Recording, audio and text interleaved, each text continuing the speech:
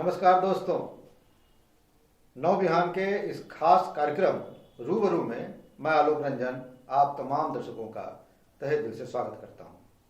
दर्शकों, इस कार्यक्रम में हम आपको इस शहर के, इस प्रदेश के कुछ ऐसे लोगों से रूबरू करवाएंगे जो कि इस समाज को नई दिशा देने का काम कर रहे हैं, कई तरह के सामाजिक कार्यों से जुड़े हुए हैं, लेकिन वो शायद लाइमलाइट में उस तरह से नहीं आ पाते जिस तरह से उनको आना चाहिए, पर पर्दे के पीछे वो एक ऐसा शानदार काम कर रहे हैं जिससे कि समाज की दशा दिशा बदल जाए।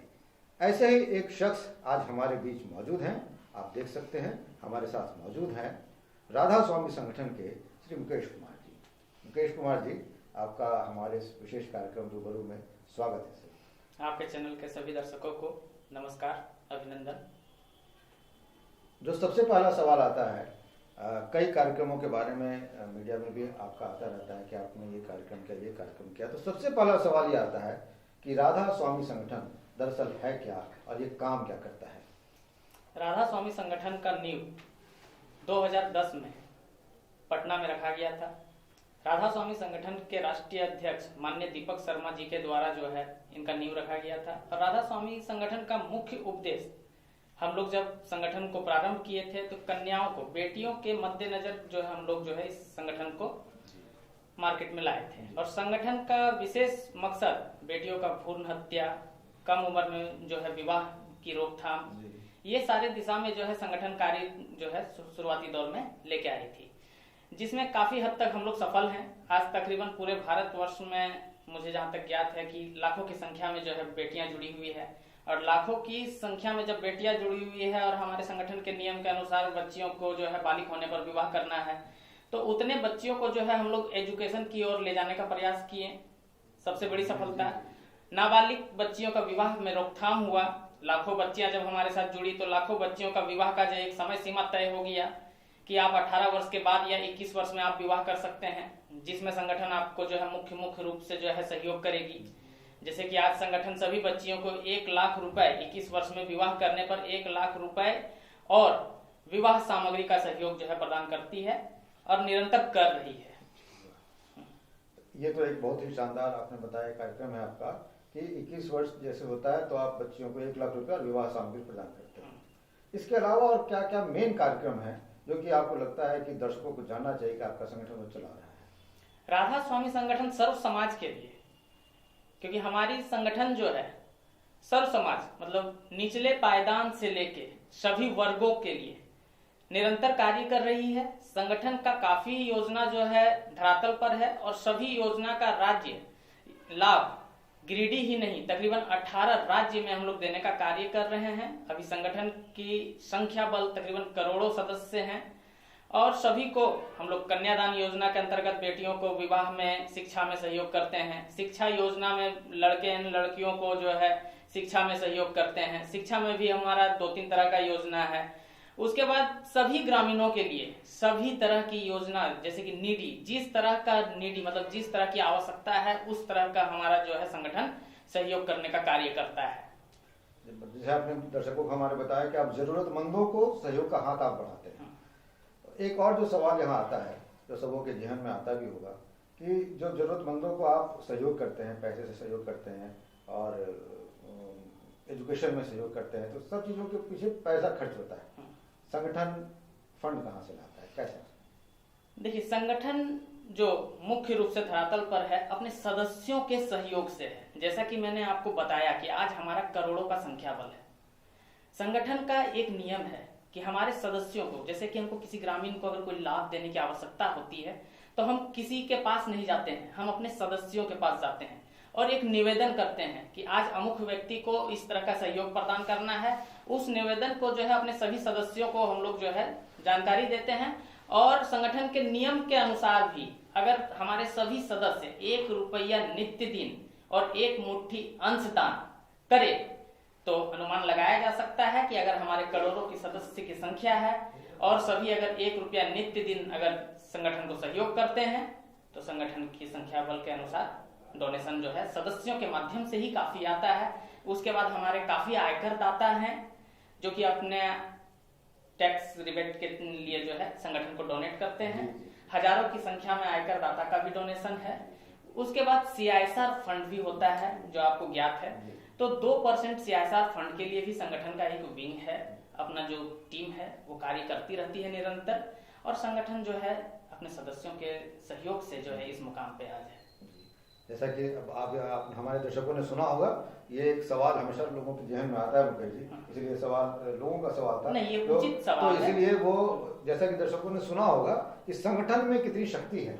ये आपका ये जो राधा स्वामी संगठन आपके नाम के साथ भी जुड़ा हुआ है, और इस संगठन में कितना बल है, संगठन के दम पर कितना काम किया जा सकता है।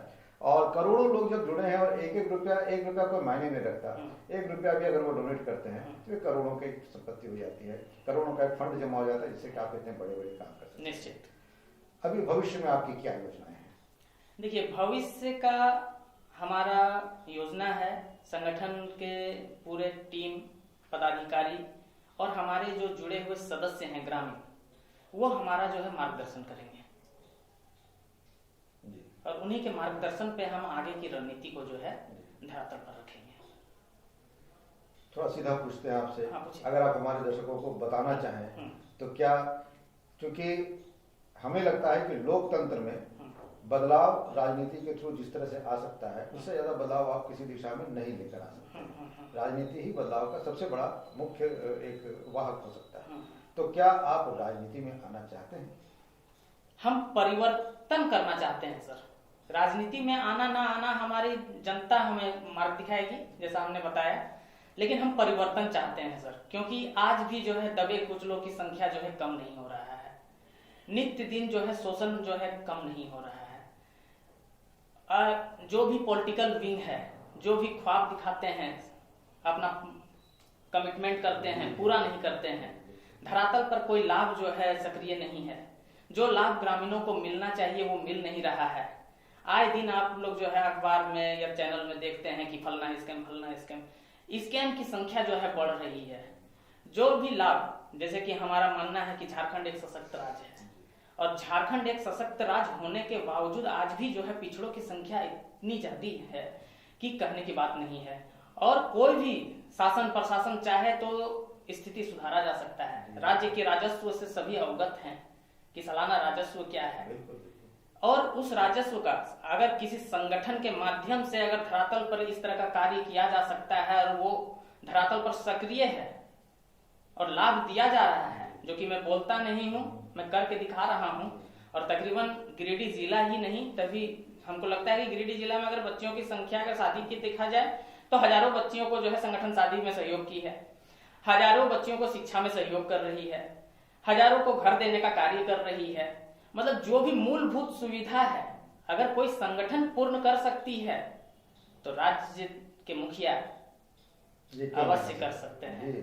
और बेरोजगारी कभी भी खत्म हो सकती है सर। हमारे राज्य में इतनी मतलब संपदा है जिसको अगर हम लोग तरीके वाइज यूटिलाइज करें तो बेरोजगारी अपने राज्य में ही खत्म हो सकती है। झारखंड के लिए जैसे कहा जाता है कि प्रकृति ने तो, ईश्वर ने तो जो कहें और भर भर के इस राज्य को दिया है, लेकिन इसका आंचल अभी भी खाली ना उसका जीता जागता जो है नरेंद्र मोदी है। जैसे गुजरात में जब वो शासन में थे तो सर्वप्रथम उन्होंने कार्य किया था कि पर्यटन, और हमारा झारखंड भी जो है पर्यटन से अछूता नहीं है, ठीक है। पर्यटन, वो जब रेगिस्तान को देखे थे तो अपने सभी विभागीय से बात किए थे इस रेगिस्तान से जो है राजस्व कैसे आ सकता है, और वो राजस्व जो है आज गुजरात का जो है सबसे अहम भूमिका निभा रहा है। तो हमारा जल जंगल जमीन भी जो है उससे काफी ज्यादा राजस्व देने का कार्य कर सकता है, बेरोजगारी खत्म करने का कार्य कर सकता है। और इस दिशा में जो है किसी भी सरकार को, पक्ष विपक्ष जो भी आए, 24 जो है बहुत बड़ा बदलाव का है, केंद्र से लेकर राज्य तक में बदलाव की आवश्यकता है। और सभी नागरिकों से मैं निवेदन करता हूं कि अपने मत का उचित जो है उपयोग करें, अपने मत का सही उपयोग करें, ताकि आपके राज्य को और आपका विकास को आप नेतृत्व करें। ये बहुत बड़ी बात है, क्योंकि लोकतंत्र, दरअसल तभी लोकतंत्र कहा जा सकता है जब जनता सही वोट करे, कैंडिडेट को देखकर वोट करे या पार्टी को देखकर वोट करे। आपके हिसाब से क्या होना चाहिए? आवश्यकता अब है, अब जो है ग्रामीण को जागरूक होने की आवश्यकता है। छोटे मोटे लुभावने में जो है नहीं पड़ना चाहिए, उससे जो है 5 वर्ष का जो है ग्रामीणों का कैरियर बर्बाद होता है। इसीलिए मैं सभी को इस क्षेत्र में जागरूक भी करता हूं कि अपने जरूरत के अनुसार और अपने कैंडिडेट का चुनाव करें, जो उनके साथ सुबह से शाम तक खड़े रहे, उनकी आवश्यकता को समझे, उनकी जरूरत को समझे, उनकी घर की बेसिक नीड्स को समझे कि हमारे ग्रामीण का बेसिक नीड्स क्या है। बच्चे आज भी क्यों नहीं पढ़ रहे हैं, बच्चे आज भी स्कूल क्यों नहीं जा सक रहे हैं, खेती सही तरीके से क्यों नहीं हो पा रही है, भूमि क्यों नहीं। आज जैसे कि अगर मैं बोलूं इस मंच पे, अभी सबसे ज्यादा आवश्यकता है सर सीएनटी एक्ट में सुधार की। सबसे आवश्यकता है सीएनटी एक्ट में सुधार की। सीएनटी एक्ट में किस तरह का सुधार? सीएनटी एक्ट में जो है भूमि अधिग्रहण में सुधार की आवश्यकता है, क्योंकि हमारे सीएनटी एक्ट के जो ग्रामीण हैं उनका जमीन आज जो है मजबूरन भी, अगर उनको आवश्यकता है कि बेटी की शादी है जमीन 1 कट्ठा बेच दें, हमको फलना चीज की आवश्यकता है, ऑपरेशन कराना है जमीन 1 कट्ठा बेच दें, जनरल खरीद नहीं सकता है और उसको 10 लाख की जमीन कूड़े के भाव में 10,000 में भी एग्रीमेंट में लिखना पड़ता है और वो भी जो है वो विवश है लिखने के लिए। तो आपको क्या ऐसा नहीं लगता कि सीएनटी एक्ट होने के बावजूद आज के दौर में जिस तरह से शेड्यूल कास्ट और ट्राइब्स की जमीन को लूटा जा रहा है, अगर इसमें बदलाव आ जाएगा तो क्या आपको नहीं लगता है कि उनका उसका बेजा फायदा उठाया जाएगा, गलत फायदा उठा लिया जाएगा? आज के डेट में कोई भी सर जो है बुड़बक नहीं रहे सर, ये चीज का आपको अंदाजा होना चाहिए। आज 3-4 दशक में जो ग्रामीण जागरूक हुए हैं वो सभी अवगत हैं कि आज के डेट में सभी जागरूकता की ओर बढ़ रहे हैं और किसी को छलना ठगना ये बहुत मुश्किल है सर। इसका सीधा सीधा फायदा जो है हमारे ग्रामीण को होगा। जो रकम है, जो तय रकम है, जो वैल्यू है, वो वैल्यू जो है ग्रामीण को मिलेगा, जो अभी नहीं मिल पा रहा है।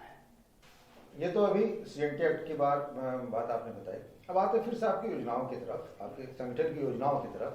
तो आपका संगठन रोजगार प्रदान करने के क्षेत्र में, जैसे आपने खुद बताया कि बेरोजगारी बहुत बड़ी समस्या है और इस राज्य में अगर तरीके से चला जाए तो बेरोजगारी रह नहीं सकती है, तो फिलहाल आप अपने स्तर से जो भी आपके पास संसाधन है उसमें रोजगार को लेकर आप किस तरह से काम कर रहे हैं? देखिए, संगठन तो रोजगार की ओर जो है बृहद पैमाने पर कार्य कर रही है और आज बेरोजगारों को भी जो है संगठन अपने साथ में लेकर चल रही है। तकरीबन गिरिडीह में ही अगर देखा जाए तो तकरीबन सभी पंचायत में हमारे प्रतिनिधि हैं जिनका एक संगठन सहयोग करती है, आर्थिक रूप से भी और सामाजिक रूप से भी। और संगठन का योजना के अंतर्गत भी है, जैसे कि वाहन योजना में हम लोग 40% का डिस्काउंट देते हैं। उस योजना के अंतर्गत जैसे कि गाड़ी खरीदना, जैसे कि टोटो हो गया, ऑटो हो गया, बेरोजगार लोग जो टोटो वगैरह खरीदते हैं, खरीदना आसान होता है सर, ईएमआई पे करना बहुत टफ होता है। 2 महीना 3 महीना अगर गाड़ी नहीं चला, इनकम नहीं हुआ, तो वो जो है खींचने के कगार पे आ जाता है।